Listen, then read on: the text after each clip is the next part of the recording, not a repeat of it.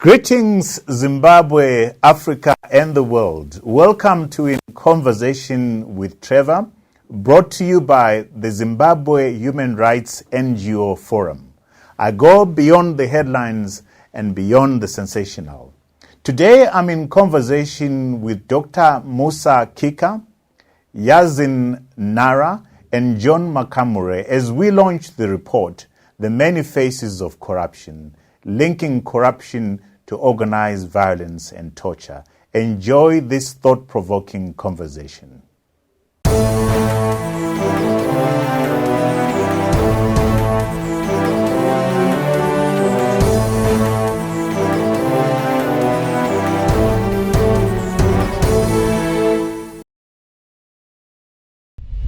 Good morning, Zimbabwe, Africa, and the world. We are meeting today on a special day, which is United Nations Anti-Corruption Day, and we're looking at we're launching actually a report on corruption, and I have a great panel here.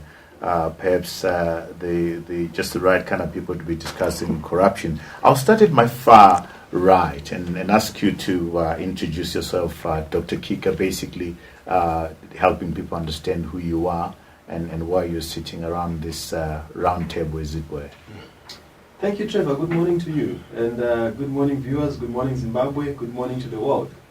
My name is Musa Kika. I am a human rights lawyer. I serve as executive director of the Zimbabwe Human Rights NGO Forum. And we have been working with the team to put together the report that we are launching today. Hence my presence here. Fantastic. And what's the report called, by the way, Dr. Kika? The report is The Many Faces of Corruption, and it speaks to linking issues of organized violence and torture to corruption.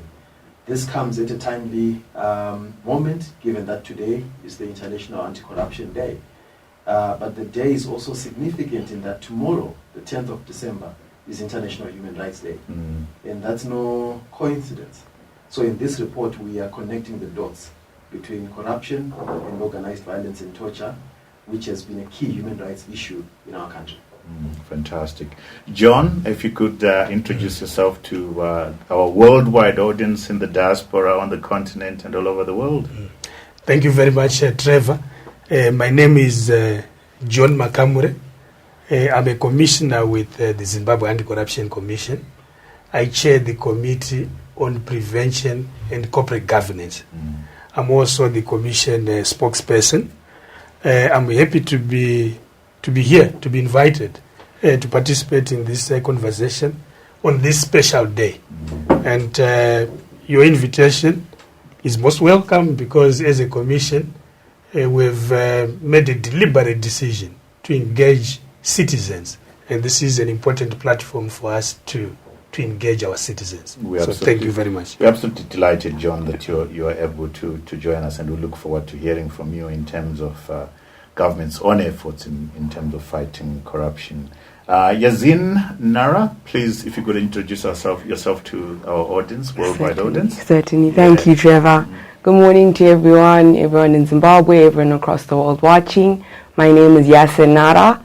I'm a senior researcher with the Zimbabwe Human Rights NGO Forum, and I'm excited to take part in this conversation. Should be quite interesting. Fantastic. So just to remind our audience that we actually have had problems with technology. We're supposed to be running live on the Zimbabwe Human Rights NGO Forum Facebook page, the HSTV Facebook page will be running later on. So let's kick off the conversation with asking the question, why this report that we're launching today? What made you, as the Zimbabwe NGO Forum, decide that you needed to have a report of this nature? Trevor, the two issues of organized violence and torture is a human rights issue, and corruption is a human rights issue, are pronounced issues within our country. Issues of corruption have been in the media almost on a daily basis. On the other side, issues of organized violence and torture in particular have also been quite pronounced. But we have tended to see this as isolated, independent issues. And we are saying, no, corruption is a human rights issue. Corruption has implications insofar as organized violence and torture is concerned.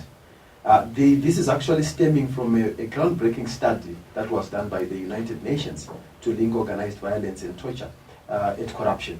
And we are bringing it home to say, okay, let's examine what we have here. Let's connect the dots. So we have been doing this study for months now, and we have decided to put this out on this important day because it's a day in which we are reflecting on issues of corruption and take stock of the efforts that we are making. At the same time, this period, 10 December every year, is International Human Rights Day. We also take stock of the key human rights concerns of the day, the efforts that we are making. So we thought it to be an opportune moment for us to do this study and launch it on a day like this. Fantastic. John, let me come to you. Dr. Kika has already sort of flagged the issue of violence. The one thing that I backled with, and we'll get back to Dr. Kika, the connection between corruption and human rights. That's for me, I found that to be an interesting element. But let's look at, in the first instances, your experience as ZACC with fighting corruption, essentially the government's own efforts of fighting corruption. What's the progress like? What are the highlights? What are the lowlights? Yes, thank you, Trevor. Let me quickly say the human rights approach to anti-corruption is something that the Commission has embraced. In fact, last week, all the commissioners, the chairperson, and management underwent training on the human rights-based approach to fighting corruption. So what we are trying to do is to mainstream that approach in the prevention of corruption and combating corruption. The anti-corruption fight has two components: prevention and combating corruption. Combating is to do with investigations, preparation of dockets, prosecutions, but there is also the prevention aspect. So we want to mainstream that approach. In terms of this, I can only speak in terms of the fourth commission, which is our commission that came into office in July last year. I want to say that strides have been made, but of course there are challenges in the area of prevention. But before I talk about prevention and combating, as a commission, we identified a fundamental problem where the commission fought corruption in isolation. There was no better coordination because if you look at the criminal justice system, we have many players there. Right? We have the ZACC, we have got National Prosecuting Authority, we have the courts, we have Auditor General, we have got ZIMRA, but there was no coordination. Right? And the commission was not engaging citizens. Right? So there was a tendency to shy away from the other key players. So what we made a deliberate decision to reach out and engage. So that's a success that I can point out because the fight against corruption is a stakeholder fight. Without your citizens coming forward with reports, information, without your citizens feeling that they are protected, they've got space to participate, there's no way you can fight corruption. So we have done that. We have signed several MOUs with local and international regional organizations. We spearheaded the development of the National Anti-Corruption Strategy, which had never been developed in this country. Is the first of its kind. And the UN Convention, the SADC Protocol, the African Union Convention Against Corruption all require that there must be a coordinated, policy intervention. So there's a requirement for a national anti-corruption strategy. So that has been done, it's in place. We've got a very good framework for implementation where all key stakeholders now sit on the 6 subcommittees. We have a steering committee comprising 33 members, all the key ministries, business, labor, civil society, TIZ, Nango, you name everyone sits on that steering committee, which is the supreme decision-making body. Then we've got the 6 subcommittees that undertakes the technical work, and the committees have met so far. They did their inaugural meetings, and everyone is raring to go. So if we approach it from that angle, it becomes easier to prevent and combat corruption. But clearly, it's an all-stakeholder kind of responsibility, not just ZACC alone. Talk to me about that. Yeah, very true. It's if you look at the subcommittees that I spoke about, okay, the National Anti-Corruption Strategy has 6 strategic objectives, and the 6 strategic objectives are overseen by 6 subcommittees. So we have, for example, a subcommittee on citizen awareness and empowerment. Right, that subcommittee is co-chaired by ZACC and Transparency International Zimbabwe. Right.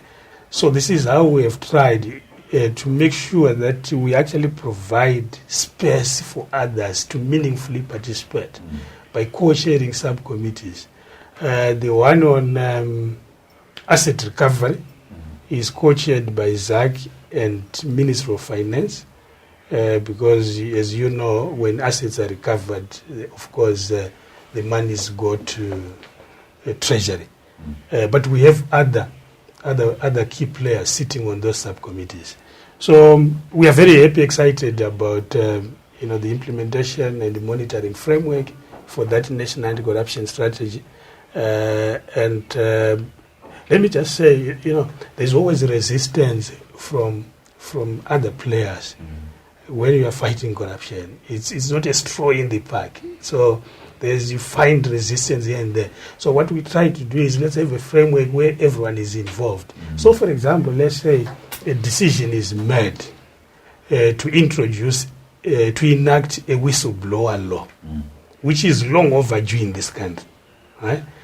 If that decision is endorsed by the steering committee, then the responsible department is bound by that decision, because the responsible department also sits on the steering committee, right? So, like Ministry of Justice, right, it sits on the steering committee. So, if the subcommittee to do with the whistleblower law makes a recommendation to the steering committee, which is approved by the steering committee, then implementation becomes easier, because every entity will be given responsibilities and report back to the steering committee, and the steering committee meets every quarter. But the work of subcommittees feed into the work of the steering committee. Fantastic. Yassin, we're going to get back to you. I mean, there's quite a lot of stuff. You better be ready for us, because we're not going to catch and release you. Yassin, with the Zimbabwe Human Rights, the NGO Forum, yes, what are the concerns, and particularly if you are able to talk to us about the connection between human rights and corruption? Okay, I mean, well, certainly when we speak of corruption, we don't have a universal definition for it. There have been several definitions postulated, but nothing's been universally accepted. Right. But generally, when we speak of corruption, I think we speak of dishonest behavior, fraudulent behavior that's often for personal gain. So that will manifest in many different ways. That could be embezzlement, bribery, fraud, nepotism. There's many manifestations of that in this country. And unfortunately, with the human rights, corrupt activities ultimately impact individuals. So we have a system which is corrupt in nature, at the grassroots level, people are affected. There's unemployment and poverty, which then takes, the large unemployment rate that we have here. You have people then engaging in corrupt activities because there's no other way for you to survive.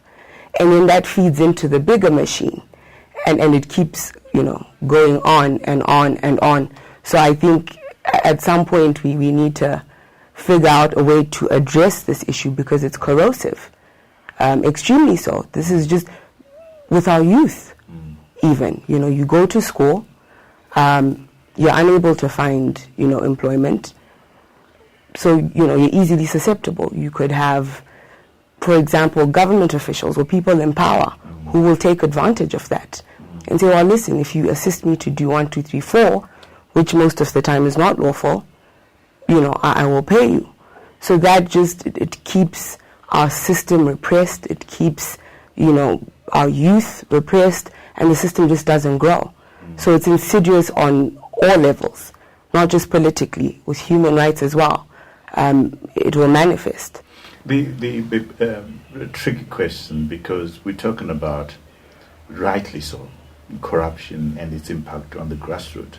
Yeah. But my sense is that there's a large degree of corruption within the grassroots. I suppose in this instance one is talking about big corruption and small corruption. Yes. What's your sense as far as that is concerned? So I'm glad you mentioned that, because when we're speaking of corruption, it runs the gamut from petty corruption, grand corruption, bureaucratic corruption, political corruption. So everybody's involved. It's not fair to say that perhaps it's just political players who are engaged in corruption. This is coming from grassroots, like we said, because the source is the economic situation in the country. People can't get jobs. So at the grassroots, there's definitely corruption. Tell me, we're going to talk about the big stuff here. Yeah. But I'm you have people paying to get a passport. Absolutely. A bribe to get a passport. A bribe to get a driver's license. And it becomes, for lack of a better word, a subculture. Yes. That's the way we conduct ourselves. So I'm going to use myself as an example. So I've paid a bribe to get a license because I can't get it the right way. I've paid a passport, somebody to get a passport. When you deal with this as the Zimbabwe Human Rights NGO Forum, is this what you're focusing on, or you're looking at the big elephant in the room? No, I think as the forum, we like to look at it holistically. Right. It wouldn't make sense just to focus on the big elephant in the room, because even if that's addressed, there's still the little elephant that needs to be addressed. So we try to look at it holistically. So we will deal with, from, like I said, the petty corruption that's there, to things, for example, like being made aware of corrupt activities that are taking place. So we will take on information from, our ordinary citizens to information, relating to, the grander aspect of corruption. So we try to approach it holistically. So we'll get back. Yes, John, you want to jump in? Just to add on what Yassin is saying. The government's policy is zero tolerance to corruption. That's the policy, which means that both petty and grand corruption has to be fought. But as a commission, we have said, grand corruption has to be fiercely fought. Right. Because of its devastating social and economic impact. Especially grand corruption where public resources are being looted, which are supposed to benefit the masses for service delivery. So that's our, we prioritize, I want to be honest, as a commission, grand corruption. We have other players, ZACC, as you know, also is with an anti-corruption unit, and other institutions also participate in preventing corruption, in fighting corruption. So some of the matters, petty corrupt matters, we refer to ZACC, because the Constitution also empowers us to refer matters to ZRP for investigation. Sorry, proceed, John. Yeah. I mean, not cut So we in this country we have to come together, and a concerted effort is needed to tackle grand corruption. We have done some research, and we have found that the three areas prone to high levels of grand corruption are the mining sector, public procurement, and public financial management. Those three areas. We have done studies. We joined hands with experts from University of Zimbabwe and carried out research in those three areas, and we've come up with recommendations that we have forwarded to the authorities, to Parliament, and the Office of the President and Cabinet, so that because we have one function, by the way, that I should mention, which requires us to make recommendations to the government and other persons on measures to promote integrity and prevent improper conduct in the public and private sectors. So we have to do research and make recommendations on policy and legislative measures to prevent corruption. So we've done research in those areas. We've finalized the research. We have held dissemination seminars with key stakeholders. We have now engaged Parliament. We are engaging the Office of the President and Cabinet. So I just want to say, I think in this country we need to be serious about fighting grand corruption, because it has really it has severely affected service delivery and the masses. And from a human rights perspective, I think the state has an obligation to respect, promote, and fulfill human rights. Where there are high levels of grand corruption, the state can never be able to meet that obligation. As you're talking, John, and going to Yassin, there's a connection to me, and that connection is that the grand corruption has an impact on service delivery, which then causes me to be forced to pay a bribe. You see what I'm saying? Yes, Am I right? Do you want to jump in? Absolutely, it's interlinked. Right. So even in as much as we want to differentiate and distinguish between the petty and the grand corruption, it's all interlinked. Yeah. Like you're rightly saying, if at the higher levels, we have corruption, it has a trickle-down effect to the grassroots levels. So then we have the situation where you can't get official documents without paying a bribe. You can't get your license. You can't get your passport without paying a bribe. Tendering processes, this is for bureaucratic corruption. You can't get that without having greased someone else's palm to get that. So it's interlinked, and as much as we distinguish, it trickles down from the top all the way to the bottom. So certainly I would agree with the Commissioner. It's a concerted effort. And I am not able to get a passport because some top official has gotten a tender to print passports corruptly. Yes.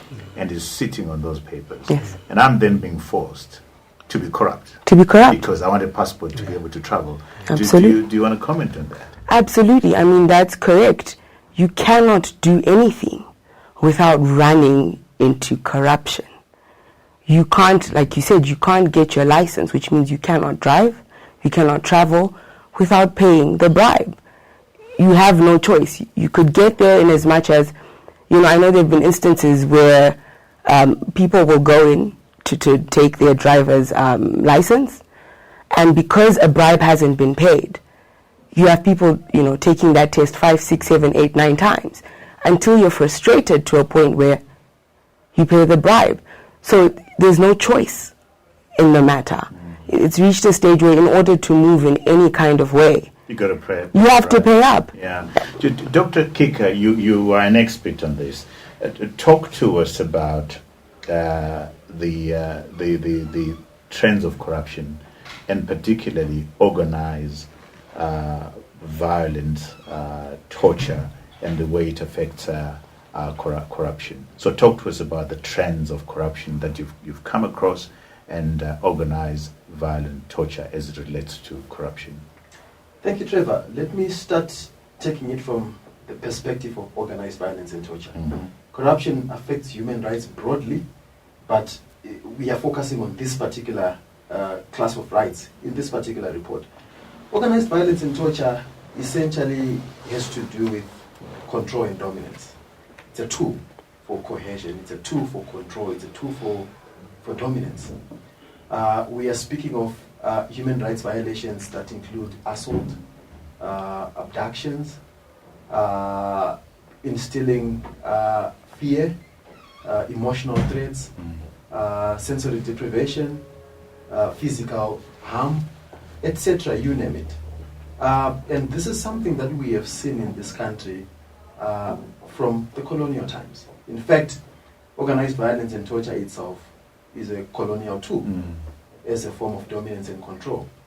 It was used for clandestine investigations. It's still getting used today. In this country, we have recorded a number of such cases. The graph of organized violence and torture tends to spike during election periods, but you also see it spiking in certain epochs. We saw it in August 2018, we saw it in January 2019, we saw it recently around July 31st, the July 31st anti-corruption protest. And I'll establish the linkages with corruption. Corruption hinders accountability. Corruption hinders access to justice. Corruption ensures that this culture of impunity that has been enabling these human rights violations to continue, to be perpetuated. Corruption is an issue of lack of integrity, but so is organized violence and torture. It's lack of integrity. So when there is corruption, you find the institutions that are supposed to be responding to organized violence and torture and human rights issues broadly, failing to do so. And it doesn't just become a human rights issue, it becomes a governance issue. Because when institutions that are supposed to enforce the law and stop this scourge fail to do so, it's a governance issue. So one may say, okay, human rights, it's just noise, but it's a governance issue as well. We see corruption manifesting in the form of organized violence and torture being used to elicit undue benefits. That's one side, of a linkage, a clear linkage between organized violence and torture and corruption. This we have actually seen happening in communities. You have, sorry to jump in there, you have in the report very unsettling examples. Take us through those examples that are in the report that we are launching today, which is the organized violence and torture on domestic helpers, security guards, the unemployed youth, sex workers, and the informal economy workers. If you could roughly walk through those in terms of how they're affected by organized violence and torture. So that's very interesting, Trevor, and we decided to take it to those examples. Very granular, very granular, day-to-day experiences. The sex worker, who is in the street doing what they are doing for a living, possibly because the economy is where it is because of corruption. You then see law enforcers, for example, coming to those spaces, exerting organized violence and torture, exerting certain pressures so that this person is not arrested, or so that this person is arrested. Yeah.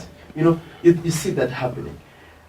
We have cases where the small men and women in the street, the vendors, the informal traders, getting into certain experiences that require them to have access to justice, to have recourse.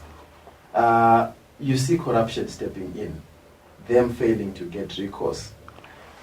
You see cases where certain reports are made to the law enforcers, to the police. You see them acting in a particular manner because someone has bribed, has greased their hands. There's an example, I don't mean to push you, but which I found fascinating but so real. An employer decides that they will bribe police to arrest their domestic worker. You've come across those examples? Yes, we have come across a lot of those examples, and those are some things that we capture in quite some detail in the report. It's essentially using the machinery, the security machinery, which is legally a monopoly over violence, to exert that unduly over an individual who is powerless. To enjoy certain rights or to deprive others of certain human rights. That's what you're saying? Precisely. Yeah. So this is used to elicit undue benefit, undue enjoyment of certain privileges, at the same time depriving those who are entitled to those rights of enjoying those rights. Yes, you're itching to jump in. Just as we're speaking, we have two specific stories in the report that come to mind pertaining to the sex workers. There's a lady who, the members of the police approached her, dragged her into a police vehicle and said, "We're arresting you, for sex work. So you need to pay us for us to release you." And she had to pay $15 to the police, which she did, and they released her. There's another story of two ladies, sex workers as well, who were walking home. They'd simply come from the shops, they were walking home. And they ran into security personnel who stopped them and raped one of them. This is in spite of the fact that they had said to them, she said, "I'm HIV positive." Right. And, they said, "Well, we don't care," and proceeded to rape her without protection.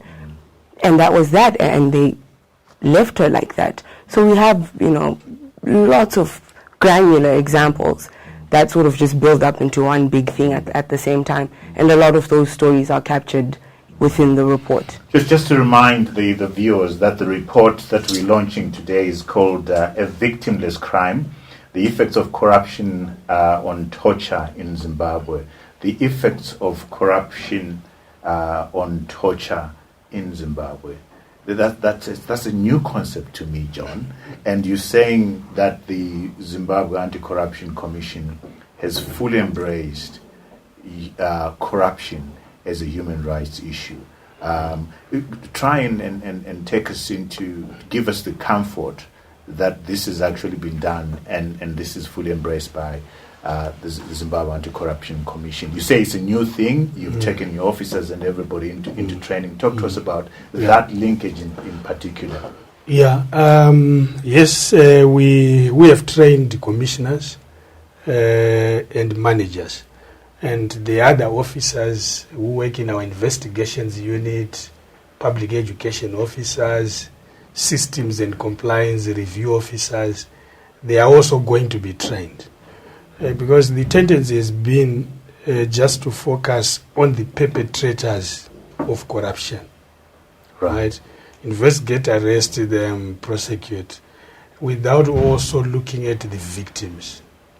So we have been saying when our public education officers go out there to mount public education awareness campaigns, they must take also a victim-centered approach in their public education, so that people understand, so that they don't engage in corruption. They must understand that this is a human rights issue.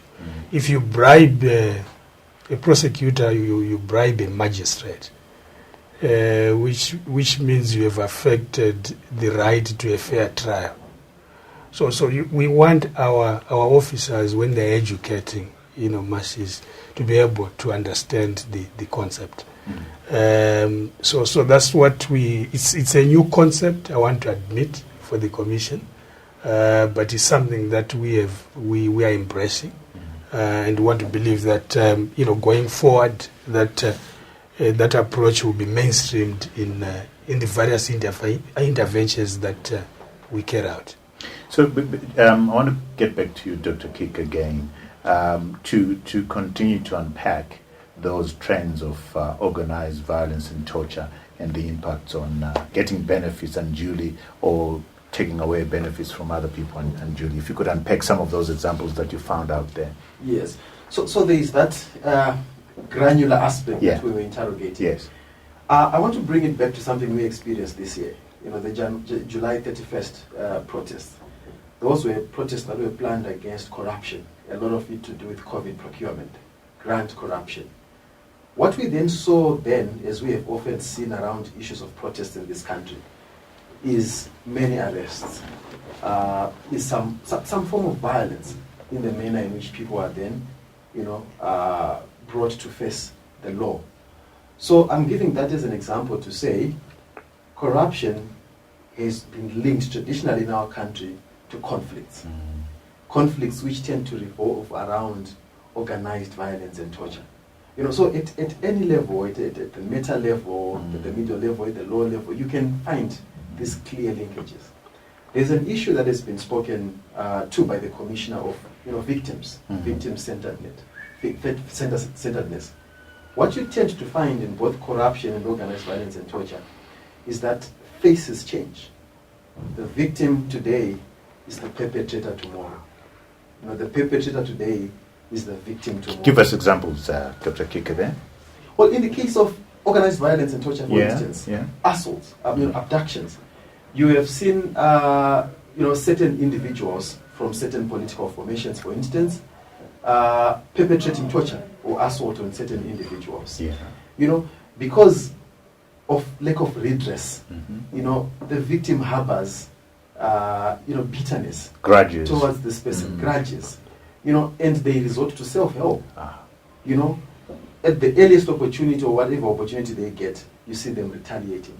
We have actually recorded these instances where people who are known to be perpetrators come to us as human rights organizations for redress, having fallen victim. We have seen this, we have dealt with such cases. You see that with corruption as well. You bribe your way into something today, tomorrow you are the one who needs a service and you can't access without having to pay a bribe.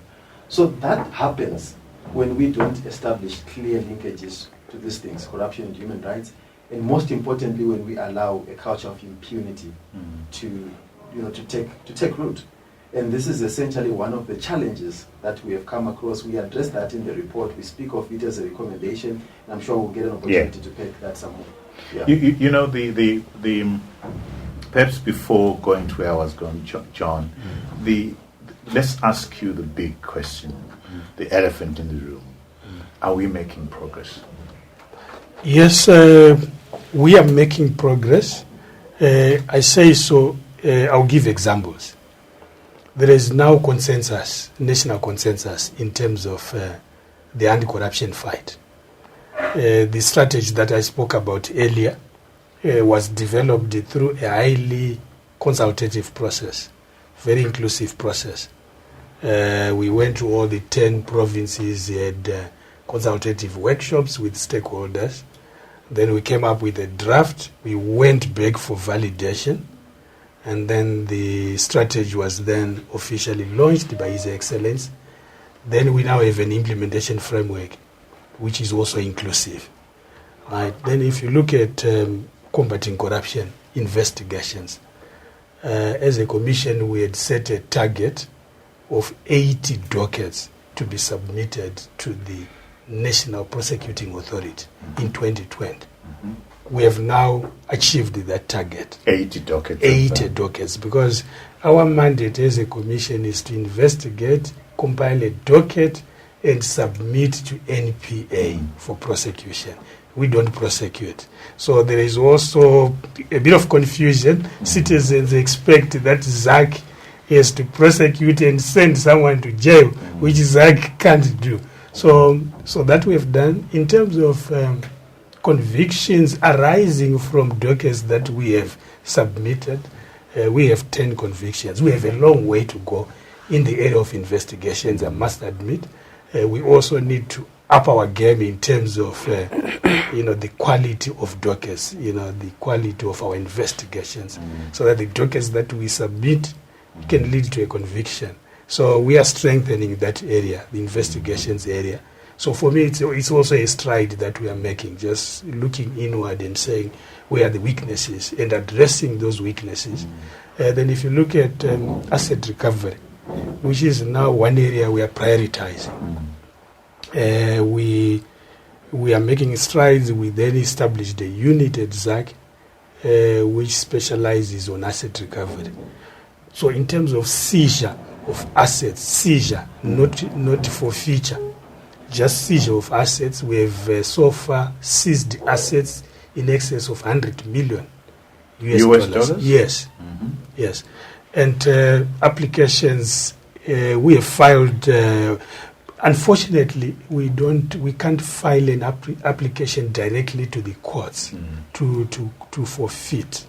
The enforcement authorities are the National Prosecuting Authority and ZIMRA, the enforcement authority of the statute to do with forfeiture through unexplained wealth orders. But we are working closely with them because we have got MOUs with them. We have filed more than 40 applications to forfeit. Right. So there are strides there. Complete this. Finish so on asset recovery, we are making progress, but we need to accelerate that. We need to accelerate that. The public must have confidence that when we investigate, arrest, prosecution is speeded up. Someone is either acquitted or convicted. We can't have cases taking that long. I'll give an example, the Mfumira case. She was arrested in July 2019. It's still ongoing? Yes, yeah. So the Minister of Health is still ongoing. Yeah, as far as the public is concerned, John, sorry to put you on the spot, but as far as the public is concerned, ZACC needs to do more than just filing 80 dockets. Yeah. I think the level of confidence in ZACC at the present moment is hugely negative, and the public is expecting more than that. And I can hear you saying, but it's all stakeholders. But I, as a taxman, I'm expecting ZACC to perform. What do you say to that? No, I agree with you. We need to be seen. Sorry, I as a taxpayer, not a taxman. Not a taxman. I need ZACC to perform as a taxpayer. It must be, So we must be able to engender public confidence that ZACC is the leading player in the anti-corruption fight, is making progress. But we have also said this is a holistic fight. It's not only just investigating, arresting people, prosecution. There's the war prevention side. So we need to look at what are the underlying reasons why there's so much corruption, let's say in public entities. So maybe the issues of systems and corporate governance issues, which we are now seriously looking at, to say, let's plug loopholes for corruption. So we have teams that now working with all the public entities and local authorities to review systems and compliance issues and fix those. So it's happening. I know Yassin and Dr. Kika are dying to come in on this, and we will put him on the spot, isn't it? Yes. As taxpayers and not as taxmen. Yeah. The last time I spoke to Dr. Moyo, the commissioner, Mrs. Moyo rather, there was a sense that there was a preparation to get even the prosecution. Because what's the point of gathering these dockets and processing them, and you cannot prosecute? And because in certain jurisdictions, that is actually happening. Are we seeing progress as far as that is concerned? Yes, we want ZACC to prosecute. Yeah, let me just correct you a bit. ZACC, not ZACC. Two different. Right. Yes, we're on record calling for us to be granted some prosecutorial powers, because the Constitution empowers the National Prosecuting Authority to delegate some of its prosecutorial powers. Yeah. So there's nothing new in what we're calling for. Right. Yes. And but we haven't been granted those powers. But you're still agitating for them? Yes. But what has happened, which is also something significant, is that we have been allowed to work with NPA and the Specialized Anti-Corruption Unit to then recruit dedicated prosecutors for the anti-corruption courts. As you are aware, we now have the anti-corruption courts at magistrate level, at high court level. So what has been lacking is people dedicated to prosecuting corruption cases. So interviews were conducted a while ago. And very soon, I'm sure they will be on board prosecutors for the anti-corruption cause. So that should assist to speed up, the prosecution of these cases. But we continue to request for us to be granted some prosecutorial powers. So, Yassin, You took the words right out of my mouth, Trevor. I was going to say, I think what people don't understand is that ZACC, it's legislated in terms of the Anti-Corruption Commission Act. So they're empowered, to detect, investigate issues of corruption, but there's, you refer. I see you refer careful because John is sitting next to you. Yes, matters of corruption which are reported, etc., are referred to the Commissioner General of Police. In terms of law, the police the Commissioner will have to investigate any referrals from the Commission. But then the police handle the investigations. Yeah. And having just come, from stating that the corruption is rampant in the police force. It's not a necessarily admirable development to have the police investigate cases of corruption because when they themselves are corrupt. All I have to do is that. Dr. Kika, let's just put him on the spot. Where do you see it as far as what he's saying and what he's claiming? He's here, so we can say that. Yeah. Well, what do you say, Dr. Kika? It's not a position that we can envy, because they require the police, they require the NPA, and they require the Judicial Service Commission, because they are the ones providing the judge and the magistrate. They require all that. They require all of us, Dr. They Kika. require all of us.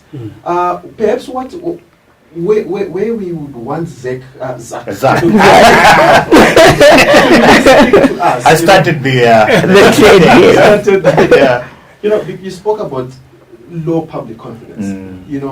The men and the women in the street would want to know whether yourselves you have done an assessment to see where the loopholes are, where the cases are falling through the cracks. You spoke of 80 dockets, you spoke of 10 convictions, but we also know of cases that have been in the public domain where this person has embezzled this many millions of public procurement gone wrong. The people are removed on remand. We had that case last week. Individuals then removed on remand.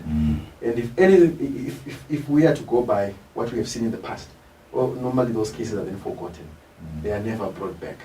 So what we would, I think, want to hear is whether you've done an assessment to see where the loopholes are, what's going wrong, so that we can collectively, see what we can do, including agitation for those prosecution powers. I think you would make a stronger case if you were to say, okay, as ZACC, we are doing the best we can. But when we send the dockets there, that is where the challenges are. I think that trail has not been studied and assessed enough. But of course, we know that corruption is there in the police, it's there within the National Prosecuting Authority, it's there in the courts. Yes. John, do you want to respond as briefly as possible? In fact, let me just correct, in terms of referral of cases to ZRP, ZACC has got an investigating unit. So we investigate our cases and prepare our documents. From start to finish? Yes, we do that. But we have power to refer certain matters if we want to ZRP. So we normally, refer maybe petty corruption cases. But in most cases, we are investigating our cases that are reported to ZACC. We have, of course, the Constitution in this country entitles Trevor, myself, Kika, to bail. Right? You are entitled to bail. Sure. Right? And when the matter is before the courts, right? Due process, the rule of law requires that if an application is made, it has to be heard. Right? And we are aware of, some of these cases before the courts and applications that continue to be made, application after application. Some of them frivolous, we know that, just to delay, the criminal. People taking advantage of the loopholes in our laws. Advantage of our constitution that entitles you to bail and for a matter to be heard. So that's the other issue. And we have said, let's look at legislation and rules, court rules, and then say for corruption matters, any corruption matter before the courts must be disposed of within a certain period. Just like election petitions. Within 6 months, the petition has to be dealt with. So that even if there are applications after applications, you know that in 3 months or 6 months, the corruption case has to be dealt with. So that's what we are pushing for very strongly. And there is buy-in from many other stakeholders. If we can achieve that one, I will tell you that the cases will be speeded up. So those are some of the proposals we have made. And then we have also said, we have capacity issues. Let's admit it. In the entire criminal justice system, from investigations, prosecution, in our courts, there are capacity issues. Let's address capacity issues. That's why we brought key players from government to sit on the steering committee and said, these entities require resources. There's no way you can expect National Prosecuting Authority that is handling so many criminal matters to then be able to handle corruption cases. And corruption is complex. When I joined, I didn't know the extent of complexity, coming from the NGO sector and, where I used to just, lambast and say, you're doing nothing. I then realized, this is not easy. It's complex. You need experts, to tell you the truth. You need experts who can unravel that complexity. You need ICT specialists, you need your forensic specialists to join our investigating team. You need engineers, right? Technology. To join, So, but you need to pay those people. We hear you, John. What term did you use about big corruption? What did you grand corruption? Yeah. I think, John, if you were sitting with us here and saying to the public that are watching us all over the world and say, we, as far as grand corruption is concerned, we've locked up 10, 20, 30 people. The fact that we are not seeing that gives us the impression as taxpayers that there's little happening. What's your response to that? No, it's true. Like I said, people expect, the common man in the street expect someone to go to Shikurubi. That's what they're looking for, but they don't understand this due process that technical people seated in this conversation do understand. So everyone must come to the party. Everyone in the criminal justice system, like I said, let's look at our regulations and legislation to make sure that let's talk about John. Has John been converted? Because when John went to ZACC, he had fire to fight corruption, and now John is telling us, guys, this thing is complicated. John, I'm just being realistic. I still have got the fire in me to fight corruption. I went there to ZACC saying I also want to influence from within. What can I contribute? And I think I'm making contribution to the extent been that captured, John. I can't be captured. In fact, no one has got the capacity to capture me. But let's the three of us face this thing. I'm going to say a statement. I want us to react to this, and that is, unless we all collectively face to the reality that, to some degree, we have contributed to where we are, as far as corruption is concerned. And John says it's not a job. It's an all stakeholders responsibility to fight corruption. And I'm saying that the four of us sitting and facing the world, we've all played a role to get us where we are, which therefore says this is a huge, heavy lifting stuff. How do we get the nation to understand that big corruption and small corruption are not right?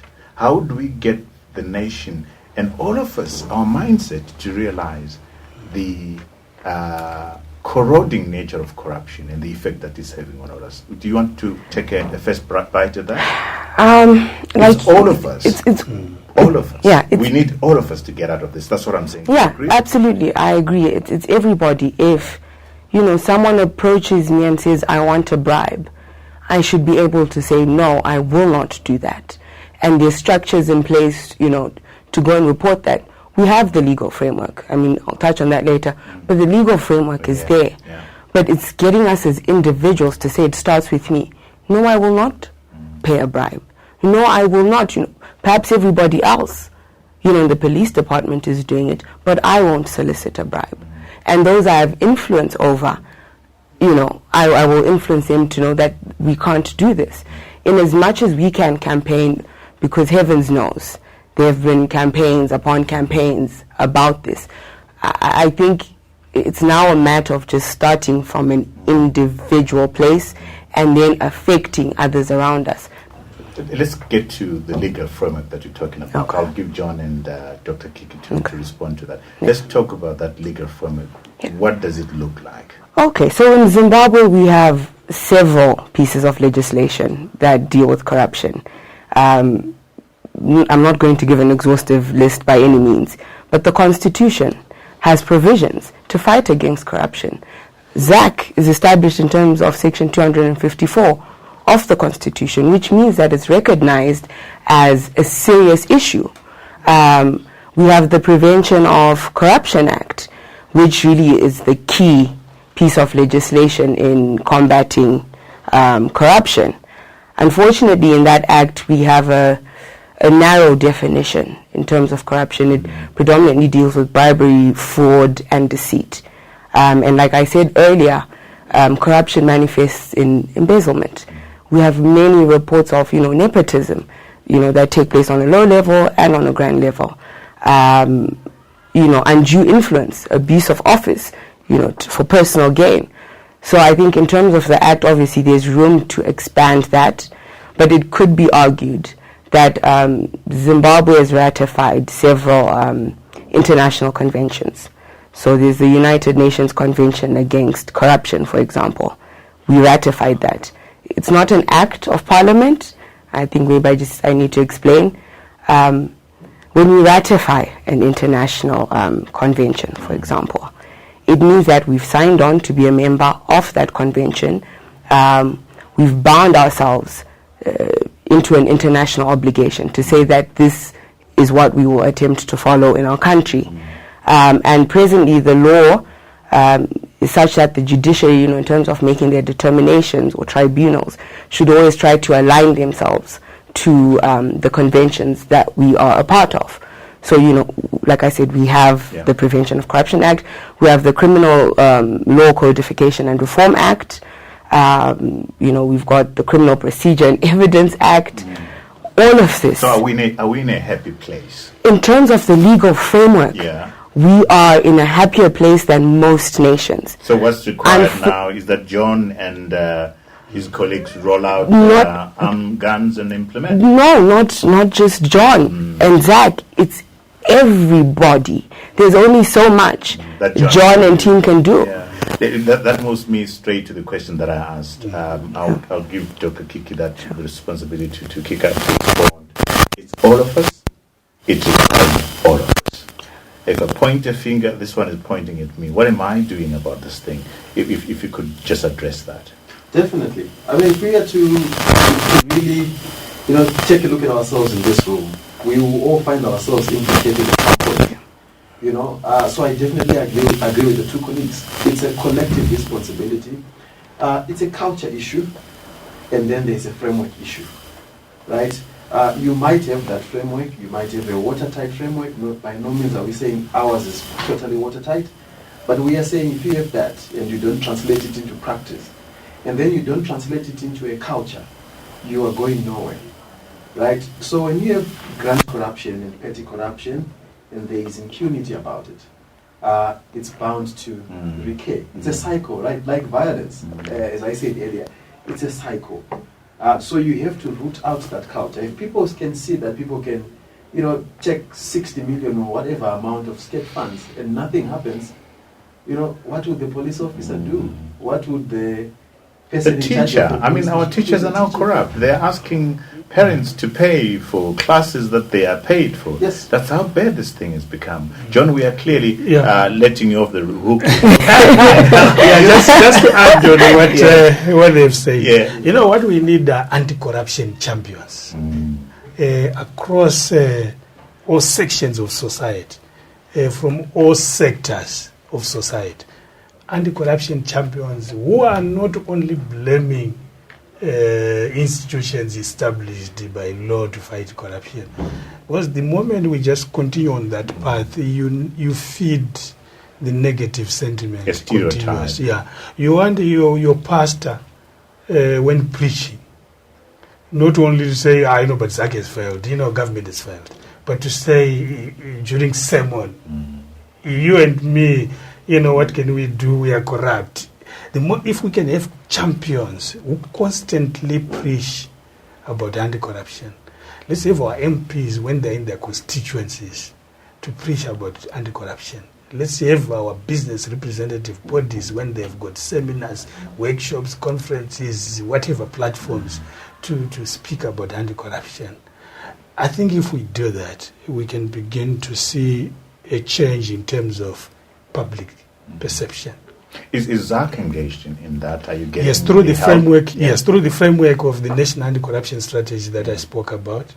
We believe we have managed to bring all the key stakeholders together, and through those subcommittees I spoke about and the steering committee, and we already have churches who have rolled out a massive program to educate their congregants.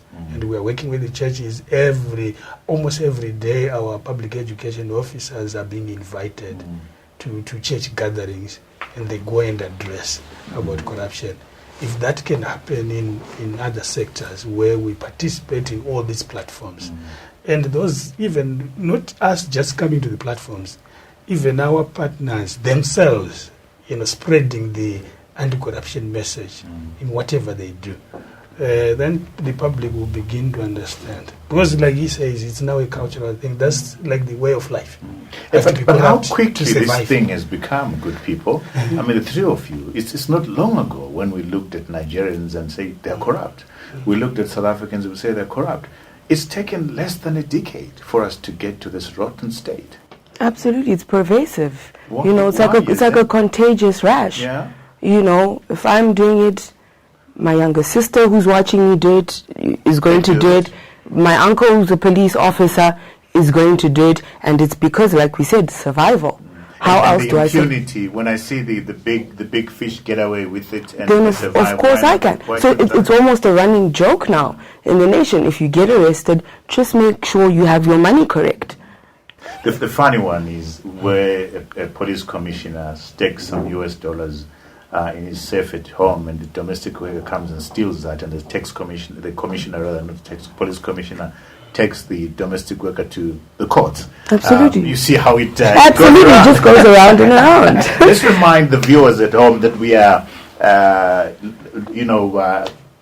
gathered here because we're launching a report, and that report is called Victims of Crime: The Effects of Corruption on Torture in Zimbabwe. And what I want us to do now, Dr. Kika, is to go to the recommendations. You've come up with fantastic recommendations. If you could take us through the highlights of the recommendations that come from the report. By the way, it's a report that I recommend that you take the time to access it. It's on the on your forum website, I think. Yes, absolutely. It's 26 pages. Yes. I went through it yesterday. It's great reading. It's great informative stuff. Take us through the highlights, Dr. Kika. Thank you, Trevor. Certainly, I would join you in encouraging viewers to have a look at that report. It's on the forum website. It's on the forum Facebook page, and we will distribute it widely through various channels. The key recommendations revolve really around curbing impunity. Both the issue of corruption and the issue of organized violence and torture are perpetuated by impunity. They are fed by impunity. Impunity is an enabler. Impunity is a facilitator. Impunity is a cause. it's a cycle. It's a cycle because we are not breaking that cycle. So what we need to do is to break that cycle. So our recommendations really are around breaking that cycle.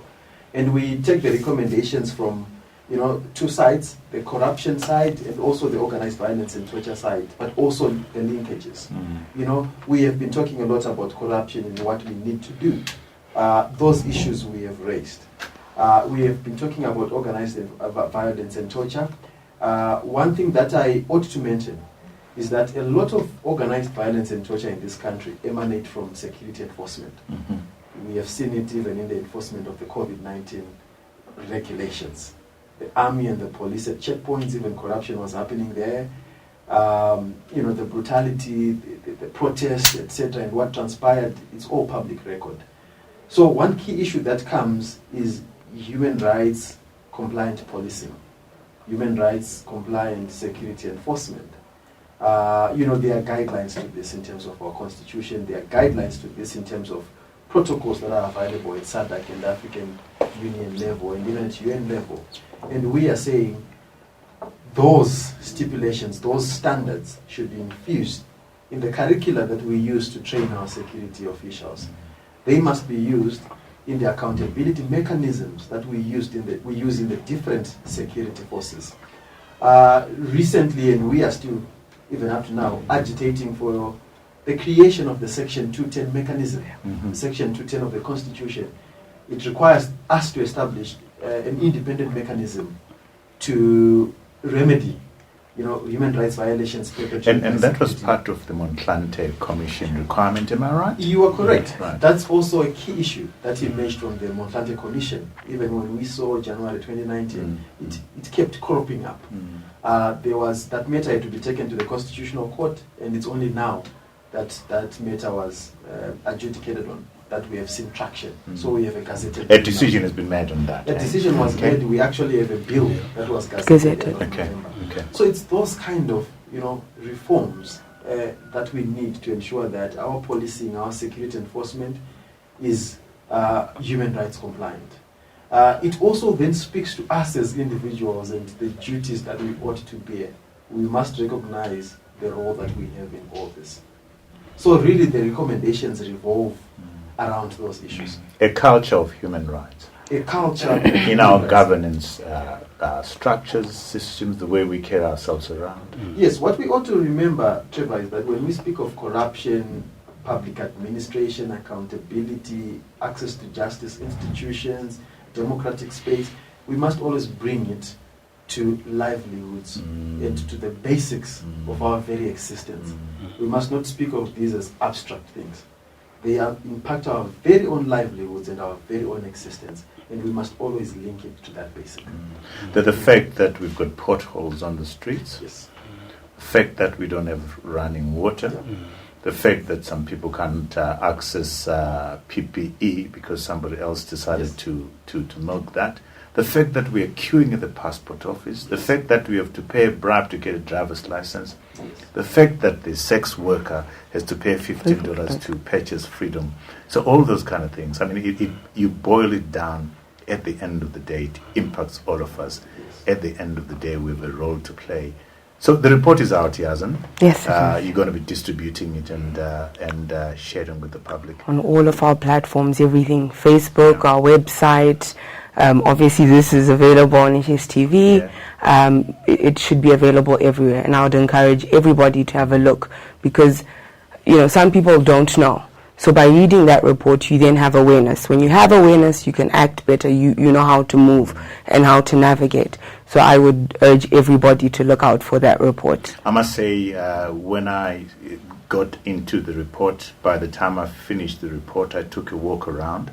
I was very much informed, challenged in a number of ways, particularly for me, what was a new notion around corruption as a human rights issue, and organized violence and torture, the way it impacts us. Guys, thank you so much. But before that, I would love you to share with us your parting shots on the subject that we're talking about. Just to remind our viewers again, we're launching a new report a victimless crime, the effects of corruption on torture in Zimbabwe. Your parting shots. Shall I start with you, ladies first? What are your parting shots? I think for me, I would like to re-emphasize that when we're dealing with corruption and organized violence and torture, it starts with us. I think as a point of first call, awareness, educate yourself. This is why we have the report. We have websites. Education is important. If you know what corruption is, what it looks like, its impacts and its effects, then you understand why you can't move around paying bribes, and trying to get things done that way.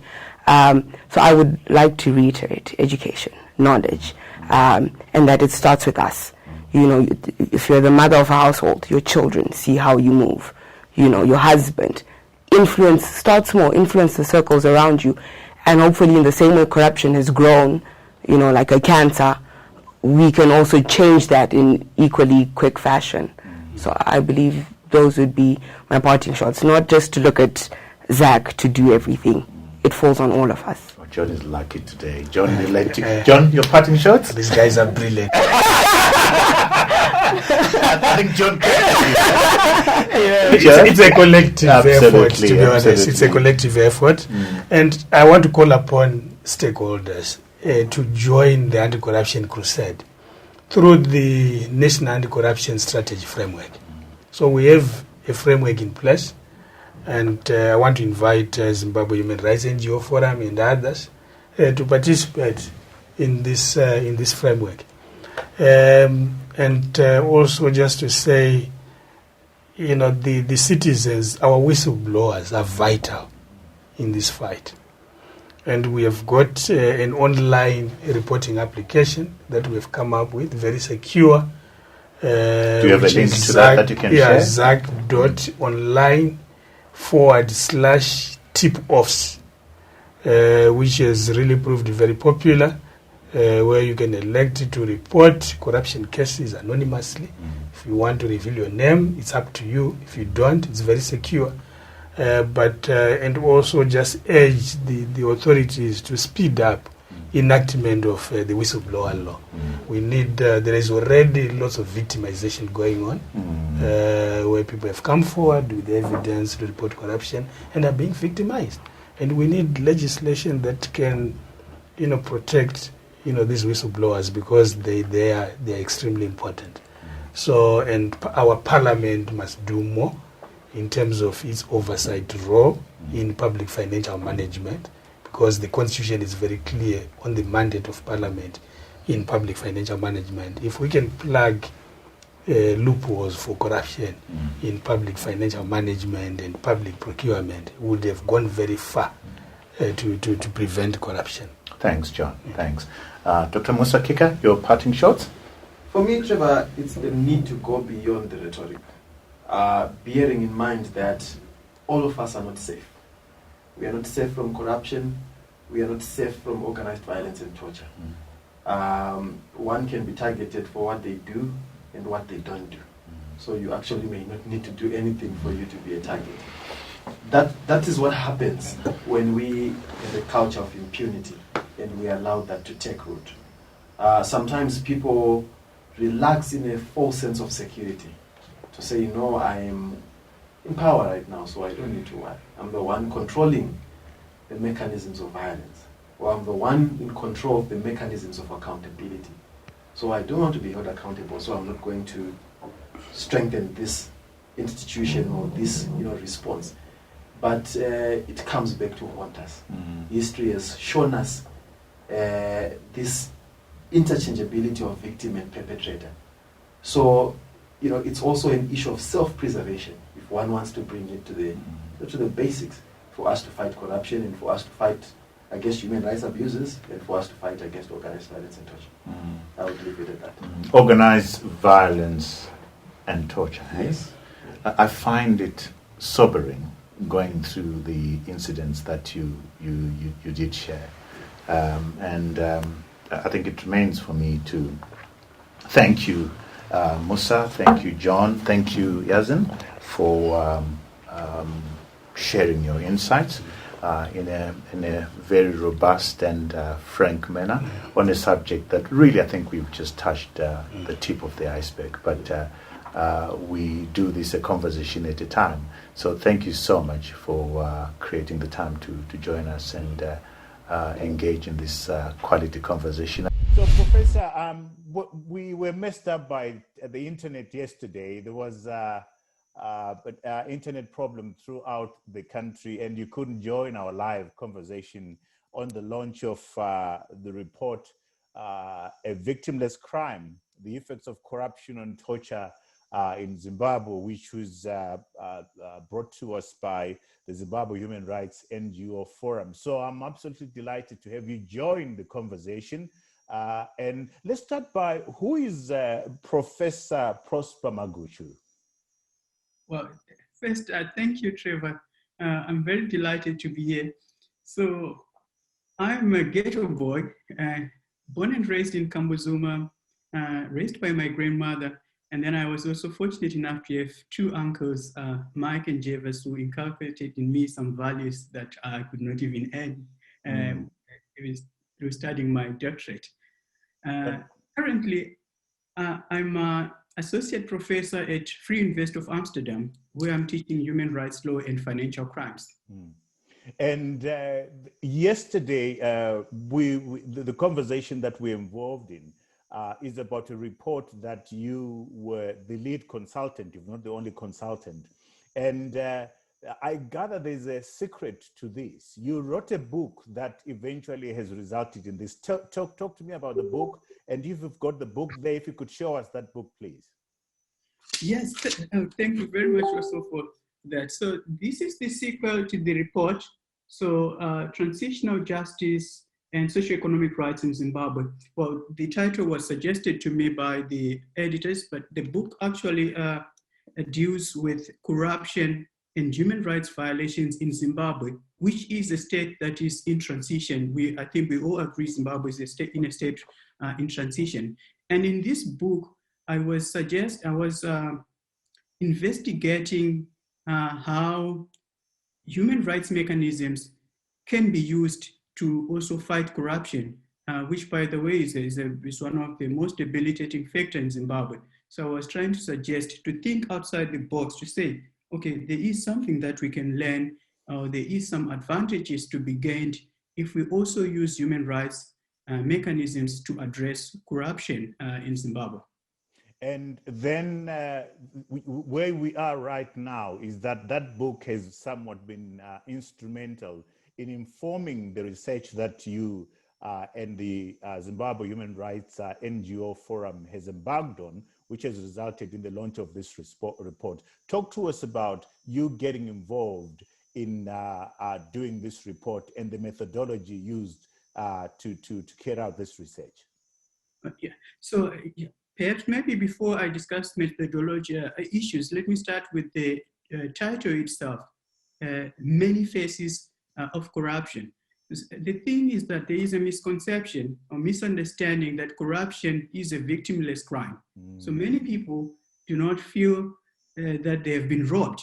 You know, you read many times in the papers that so-and-so has stolen $5 billion or 120 million or large amounts of money from government coffers. But because this money is not coming from your pocket, many people believe, or they have this misconception that corruption is a victimless crime. So what we were trying to show, to illustrate by this report, is that there are many faces of corruption. There are victims of corruption. So if we take this human rights perspective, the human rights-based approach that Professor Mr. Makumure yesterday also emphasized on, it helps us to bring the victim from the peripheries to the center. So corruption is not a victimless crime. Corruption does have victims. So that's why we emphasized on this topic. And also you see with our case studies, we took real life cases, so practical cases, rather than just dealing with it from a legal perspective. We dealt with the topic of corruption and human rights from social practices. So this now leads us to the issue of methodology. So it was very challenging compiling this report for two main reasons. So corruption, both corruption and torture and organized violence usually happens in secrecy. Right. So with corruption, if both parties have benefited, it will be very hard or even impossible for you to know that there was an act of corruption. It's very difficult to investigate something that happens in secrecy behind closed doors and drawn curtains. You can allow me to tend to our viewers who are in Zimbabwe, who are on the continent and all over the diaspora, who watch this show every week. We are a weekly show. We are up on YouTube 7 a.m. Monday morning. For you to ensure you don't miss out on this quality conversation, we invite you to click on the subscribe button to our YouTube channel so that you get a notification every time we have one of these quality conversations. Thank you for your support. We've also gone a step further and created a platform where you can click and listen to these conversations. So please scroll down this video and click on the link and listen at your pleasure. Until next time, thank you for your support. We see all your comments. We read your comments and your suggestions. Until next time, cheers to you all.